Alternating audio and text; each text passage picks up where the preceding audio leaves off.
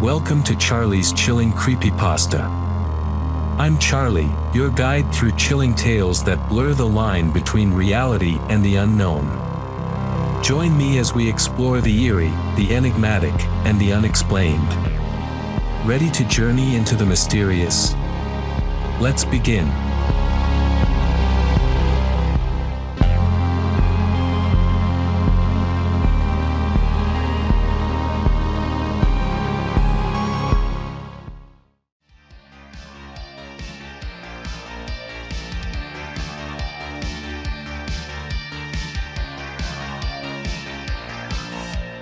There have been 3 ghostly encounters in my life that still send shivers down my spine. These tales are as eerie as they are unforgettable. The first chilling experience unfolded during my childhood in Van Nuys, California, on Sherman Way. Our house was a relic from the past, nestled on 3.5 acres right in the heart of Van Nuys. To us, it felt like a countryside haven, despite an apartment building on one side and a welding shop on the other.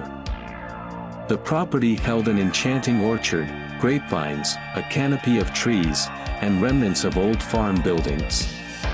Chickens clucked, dogs barked, cats prowled, and horses and goats roamed. My parents had a thing for show business, and my father had constructed a Western-style town in our backyard.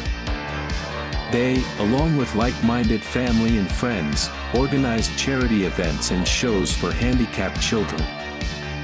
However, the house was a dark and mysterious place, where I always felt the weight of unseen eyes upon me. Every night, the unsettling sound of heavy boots echoed through the house, as if someone were pacing from the back to the front.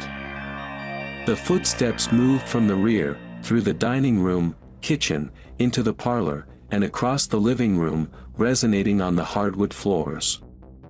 They approached the small hallway leading to the 2 bedrooms and bathroom. Then, it stood at the threshold of my parents' room before continuing to my sister's and my bedroom. I could sense it hovering there, gazing in. The ominous presence would even manifest heavy breathing, but I never dared to uncover my head or move. After a while, it would retreat, and the footsteps would fade away, only to be followed by the sound of glass shattering, as if someone had broken a plate glass window. For a while, we would rush to inspect the source of the noise, but after countless fruitless searches, we grew used to the eerie ritual. These unsettling events persisted until my mom divorced my father and took my sister and me to Louisiana. About a year before our departure, we spoke to an elderly neighbor who shared a bone-chilling revelation. She told us that a long time ago, a worker had lost his life on our property. It seemed that he was still checking in on us from the other side. There were times when, while playing in the sheds or the orchard, I sensed unseen eyes following my every move. A friend of the family spent the night once, and as he lay on the couch, he suddenly exclaimed, "Hey, get off my feet." I said, "Get off my feet." When we rushed in, he claimed he thought the kids were pranking him by sitting on his feet, but he wasn't so sure. A couple of times, I heard someone call my name from a distance. Thinking it was my mother, I'd rush over, convinced I'd heard her calling me. However, when I reached her, she would deny ever calling me, although she'd usually say she was about to call me or needed me for some errand. The voice calling my name sounded identical to hers, whether I was at the back of the property or in the house. The second eerie chapter unfolded during my husband's Navy service in Groton, Connecticut. We resided off base in a small house adjacent to a grand Victorian mansion where our landlady lived. The surroundings held echoes of Civil War battles, with one battlefield transformed into Griswold Park and another still bearing the trenches where cannons once stood.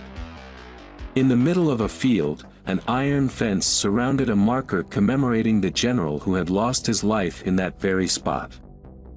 One night, after a shortcut across the battlefield, we were in bed. My husband was already asleep, and our little dog lay on the floor. I had just begun to doze off when I woke myself up by crying, my cheeks wet with tears. Suddenly, an explosive bang rocked the room, and a brilliant flash of light illuminated the space. Our dog leaped onto the bed, and both of us bolted from it.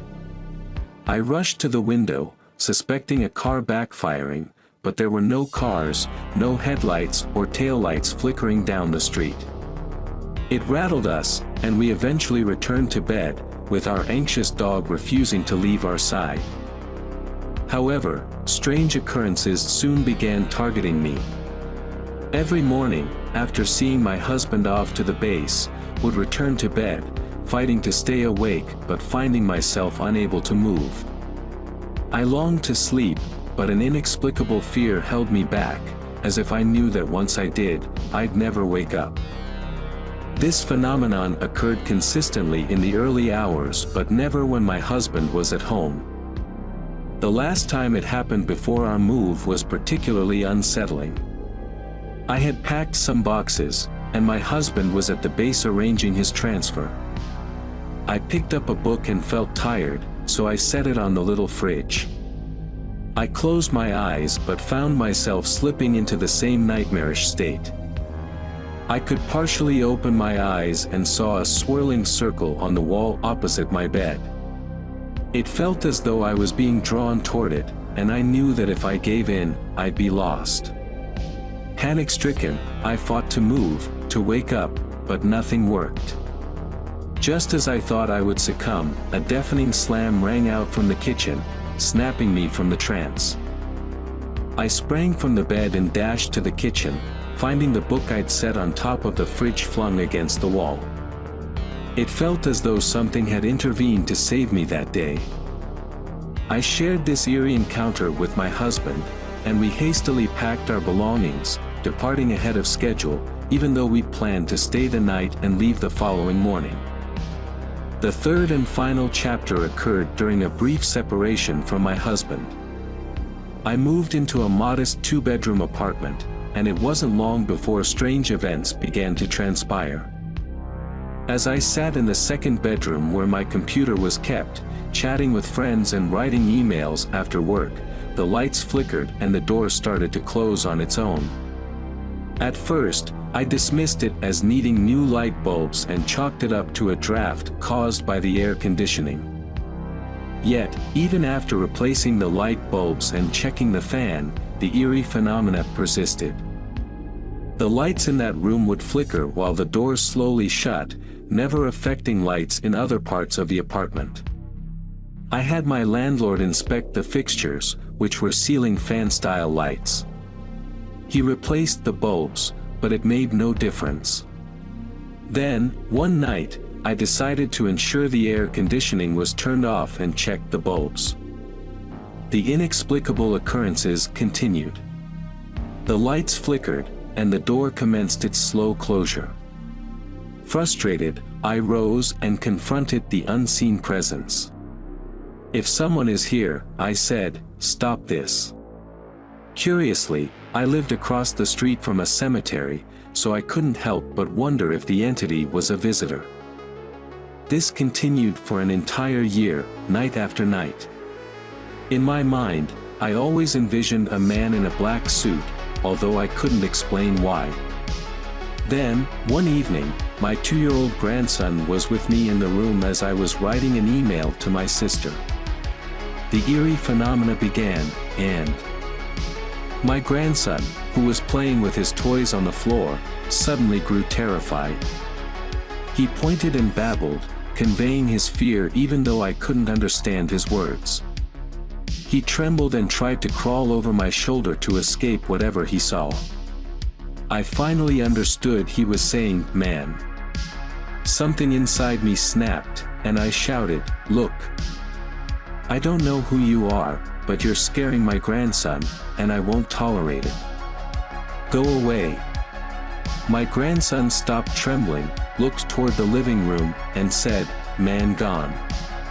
We moved into the living room, and he returned to normal for the rest of the evening. He had spent many weekends with me and had never expressed fear before, even during the lights flickering and the door slowly closing. It had never closed completely, only halfway. But that night, he saw something that was beyond my perception.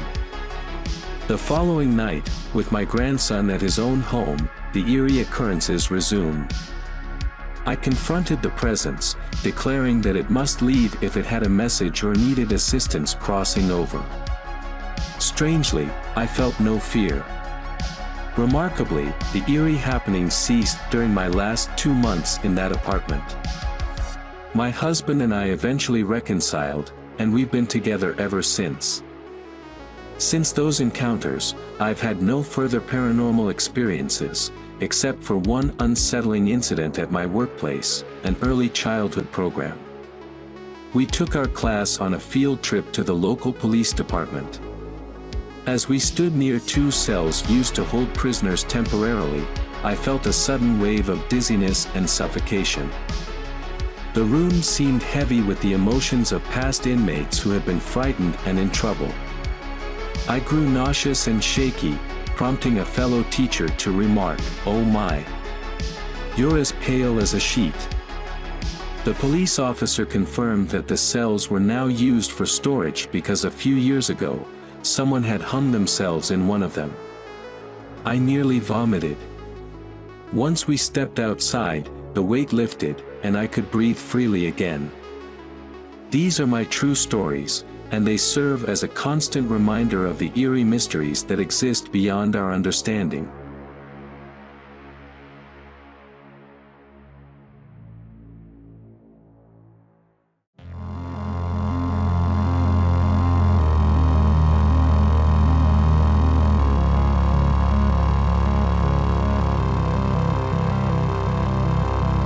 Before we venture further into the abyss, always remember that the supernatural doesn't adhere to our rules or boundaries.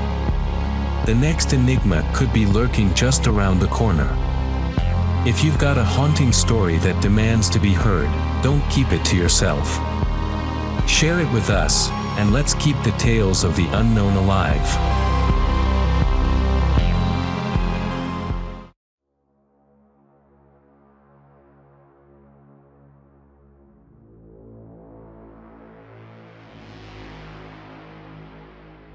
I want to share a chilling story that revolves around my good friend, Gloria, who's taken on the daunting task of caring for her 93-year-old mother, Carmen, a victim of Alzheimer's and dementia. This narrative is not for the faint of heart, as it delves into the eerie and unexplained events that have unfolded within their home. I've had the chance to meet Carmen, and I've witnessed some of her increasingly disturbing episodes. It seems that as her health deteriorates, so does her grasp on reality. Carmen's refusal to eat and her tendency to spit out her medicine have only added to the family's struggle. The sole method Gloria employs to coax her mother to eat is a dark one. She threatens to send Carmen to a nursing home if she refuses. It's an agonizing choice for Gloria, who is the middle child of 7 siblings. She had a tumultuous upbringing, as her mother harbored a deep dislike for her. Carmen subjected Gloria to physical and verbal abuse, imposing a heavy burden of household chores and an emotionally toxic atmosphere. Carmen went as far as telling Gloria that she regretted giving birth to her, even wishing she had killed her at birth.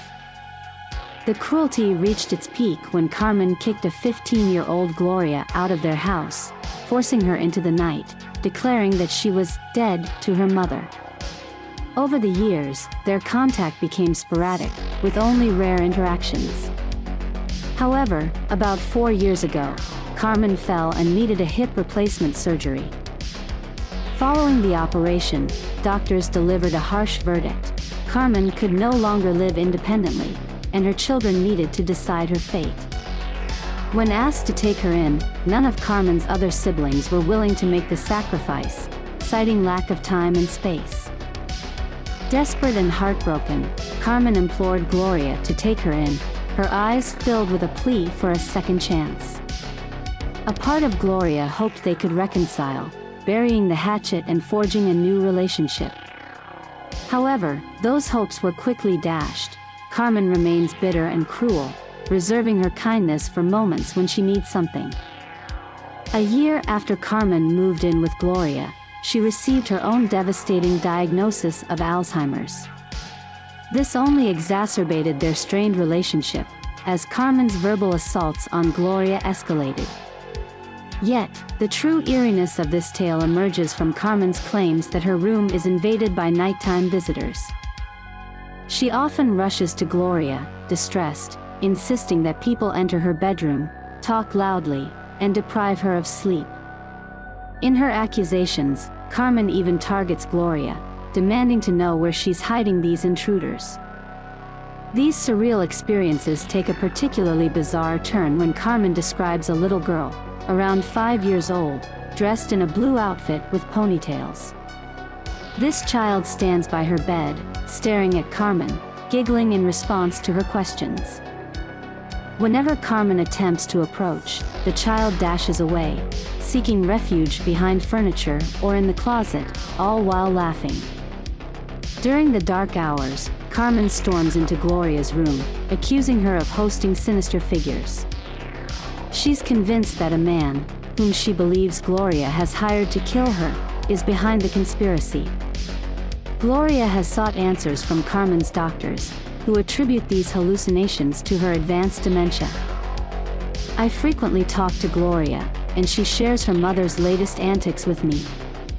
While I was aware of Carmen's delusions, Gloria had never provided such explicit details about her mother's hallucinations. Carmen remembers who I am and persistently asks Gloria to invite me over for lunch. One day, I had some free time and visited their home after work. As I sat in the living room chatting with Carmen, Gloria was in the kitchen preparing dinner. Carmen's bedroom, just across from where I sat, had its door partially open. At one point, I heard a noise that made me glance towards the bedroom. To my shock, I witnessed a swift figure darting across the room. It was a blur, too fast for me to discern its identity. All I could be certain of was the figure wore blue clothes. The sight startled me, and I instinctively placed my hand over my heart, but neither Carmen nor Gloria appeared to notice anything amiss. Unsure of what to do, I chose to keep silent, not wanting to distress Carmen. Later, as we gathered around the dining table for dinner, I kept hearing strange noises and mumbling from Carmen's room, as well as the living room. I inquired if we'd left the television on, but Gloria confirmed we hadn't. As I prepared to leave, strange giggling sounds reached my ears. It sent shivers down my spine. I turned to Gloria, who seemed oblivious to the unsettling noises. Carmen had already retired to her bedroom. Without revealing my unease, I made my exit. A few days later, during a phone call with Gloria, she recounted her mother's tales of the little girl in her bedroom. I inquired whether this girl might be someone Carmen knew who had passed away, but Gloria explained that she wasn't aware of any connection between them. She went on to describe the little girl's behavior, running and hiding, always accompanied by eerie giggles. The revelation sent shivers down my spine. Gloria believed that Carmen was merely seeking attention, using these excuses to mistreat her in the morning after her supposed parties. Yet, a lingering question haunts me. Could Carmen be witnessing something otherworldly, something beyond the grasp of her dementia? And why did Gloria never see or hear anything when I did? Gloria had been standing next to me when I heard the giggles, so why was she seemingly unaffected? The eerie mysteries of their home remain, and I'm left to wonder if perhaps I'm on the brink of experiencing dementia myself.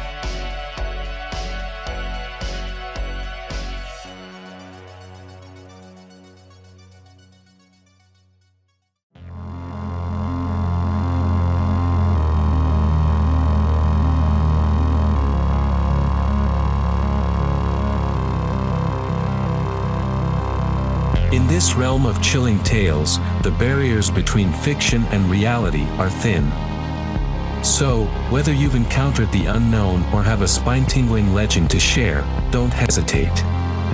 Leave your eerie experiences in the comments below. The most terrifying stories often come from the hearts of those who've lived them.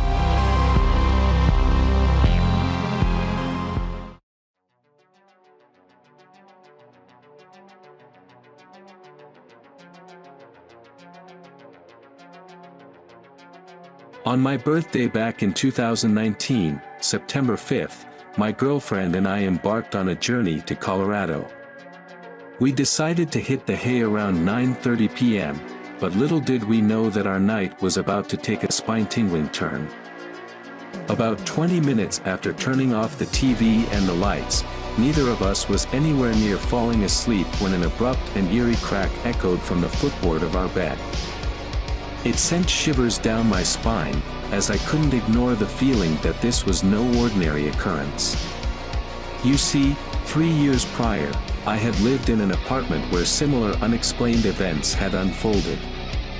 I immediately recognized the sound, a chilling sign that something otherworldly had entered our lives. I hesitated for a moment, then flipped the light switch on, and peered under the bed. There was nothing out of place or lurking in the shadows. My girlfriend, sensing my unease, lit a vapor lamp infused with sage oil, casting a dim, mystical glow that barely pierced the darkness but still offered some comfort. As we reluctantly settled back into bed, I couldn't shake the sensation of something caressing my face, a phantom touch, like a wisp of hair gently brushing against my skin. It happened repeatedly, each time feeling more surreal. First, it was my temple, and I'd instinctively swipe my hand across it. Then, above my eye, 3 or 4 times. I noticed my girlfriend was going through the same motions with her hand. I asked her, "Are you feeling something touching your face?" She whispered, "Yes, a hair keeps tickling me." I assured her it wasn't just a hair, I was experiencing the same eerie sensation. Again, we tried to ignore it, desperately attempting to drift back into slumber. But then, just a few seconds later, a chilling breath, distinctly human, whispered in my ear, in and out, a sinister rhythm that sent shivers down my spine. I had enough time to question, did I just hear that? And before I could answer, it happened again, the unsettling breath, in and out, in perfect repetition. This wasn't the first time I had encountered the supernatural. About 6 months before this, in the early morning hours, I had witnessed a ghostly cat-like figure dart under the kitchen table. However, as I rounded the table, the shadowy creature vanished, leaving nothing behind but a blur. Even when I checked under the table, my dog Rupert was still sound asleep with my girlfriend. My mom and I had often seen fleeting shadows out of the corner of our eyes, but that was the extent of our eerie encounters in that house. Flashback to 3 years earlier, when my mom and I shared an apartment in the Mohawk Valley.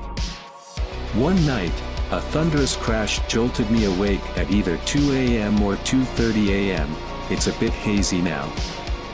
I stumbled into the kitchen to find 2 hefty Rubbermaid bins, seemingly propelled end over end, had crashed into my spice rack, creating chaos in the kitchen. For the following months, the haunting intensified. Ghostly palm slaps on the couch at 6 p.m., mysterious interference with our cell phones, and other unexplained phenomena plagued us. It became so unbearable that we were compelled to move to escape the unsettling presence that seemed to cling to us. But before we left, I witnessed a peculiar occurrence. A sudden flash of light emanated near a glass-based lamp in our living room, with the sound resembling electricity making contact with that fragile glass. The light was spherical and almost the size of a volleyball. Our dog also appeared to be aware of the uncanny forces around us. He'd fixate on the ceiling, bark relentlessly towards the front door, as if warding off unseen entities. These bizarre occurrences were felt by all, but I was often the only one who could actually see anything, like the audible breath in my ear that had shaken me to my core. As I eventually made my way out of that very same door that my dog had barked at, I could physically sense the malevolent energy leaving me, like a shroud lifting. To add to the strangeness, our phones continued to be tampered with even miles away from our old residence. And in the 2 years that followed, I experienced an uncanny string of misfortunes, both at work and in other aspects of my life, unlike anything I had ever encountered before. I'm left pondering, what could be the cause of this inexplicable chain of events? I yearn for any feedback or insights that might provide an answer to the enigma that has haunted me for so long.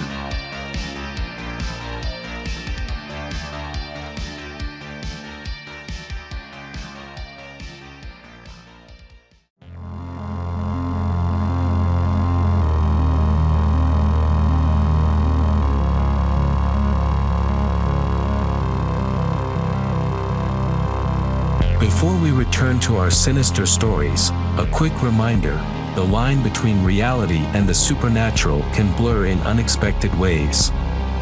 Keep your senses sharp, and always trust your instincts. If you ever come across a disturbing enigma, share it with us. We'll face the darkness together.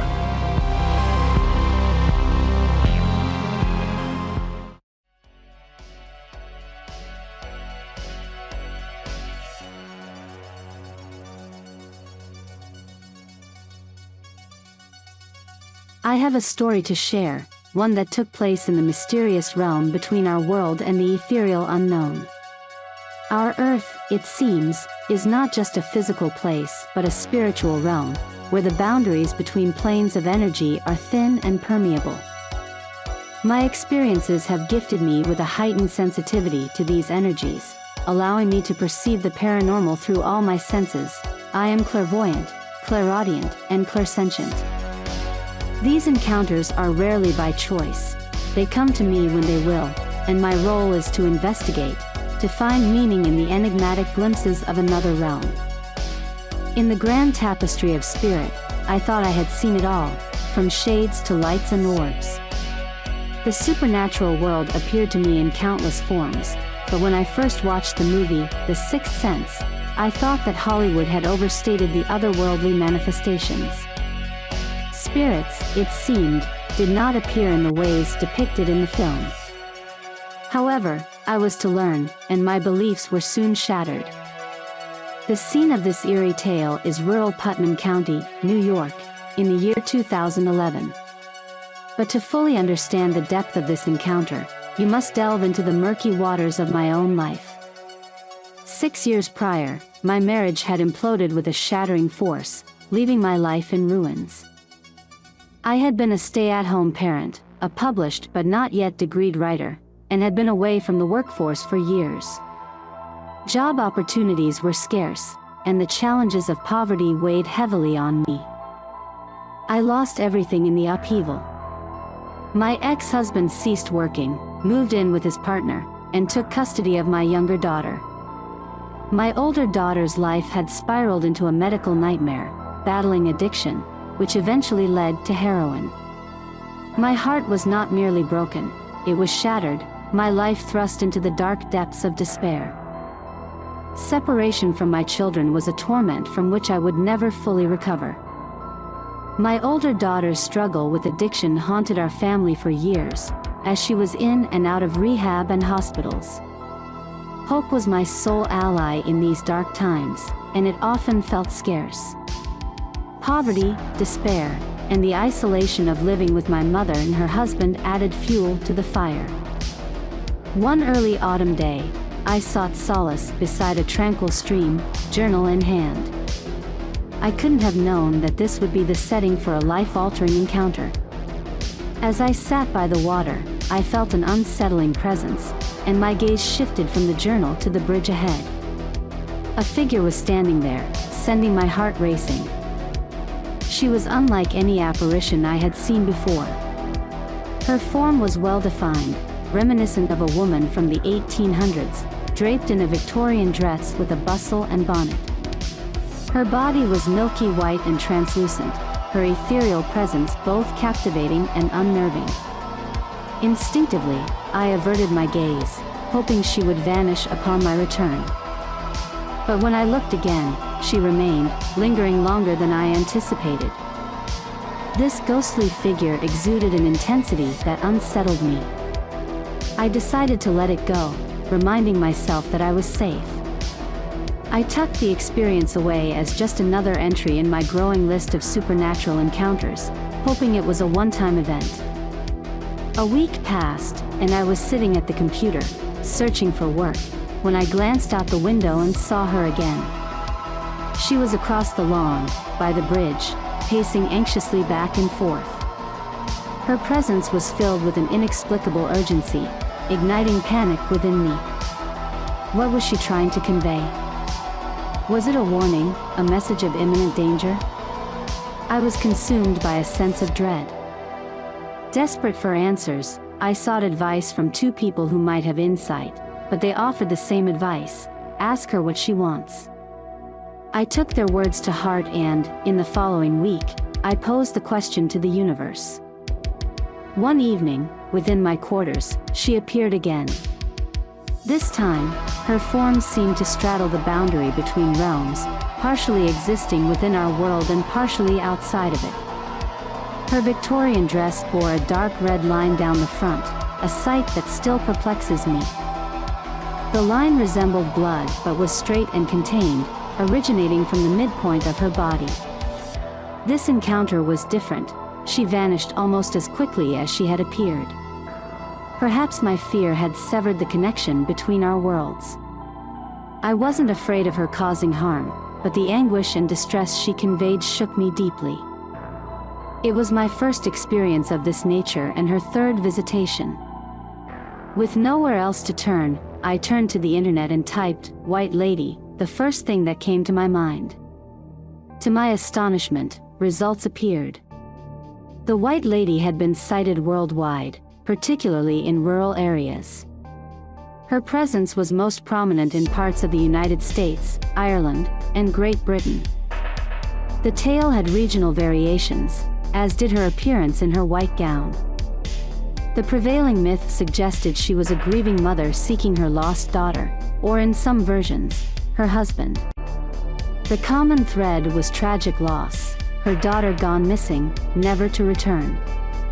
Bereaved, she continued to search the earth, manifesting as an apparition, a guardian in mourning.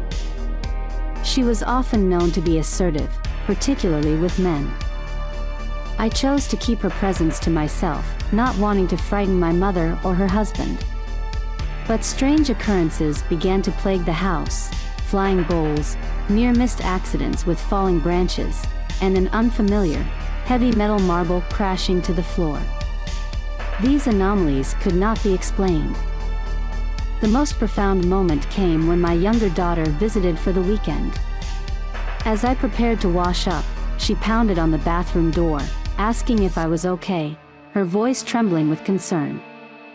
Startled, I assured her I was fine, but she persisted, insisting she heard me sobbing. I hadn't been crying. For a while, I kept the secret of the White Lady from my daughter, until I felt it was time to share. During the same month, I had another ghostly encounter, a full-bodied apparition, a farmer in overalls, covered in dirt and carrying a tool, passing by my bedroom window. He appeared one dusk, with a haunting stillness about him, as if he had died while working in the fields, perhaps even buried alive, given the amount of dirt that clung to him. I was left stunned by the experience, unable to identify a connection between this farmer and the White Lady, save for the shared location. However, as I delved deeper into the legend of the White Lady, a narrative emerged suggesting that her daughter had been brutally murdered by a farmer, creating a possible link between these apparitions. Was it a mere coincidence or something more profound?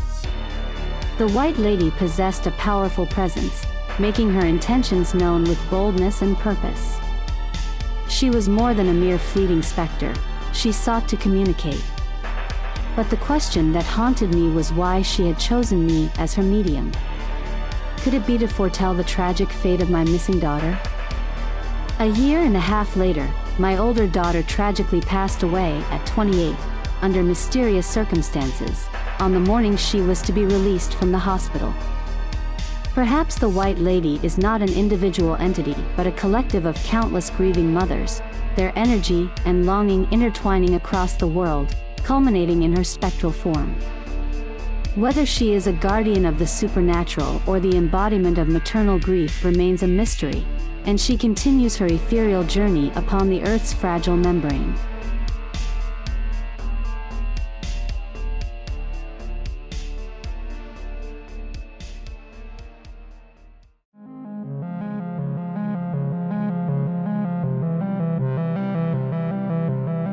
That's all for tonight. Thank you for joining us on Charlie's Chilling Creepypasta. If you've enjoyed our tales of the unknown, please like, share, and subscribe to stay connected. Until next time, stay curious and keep your senses sharp in the world of the supernatural. Stay tuned for the next enigma that awaits.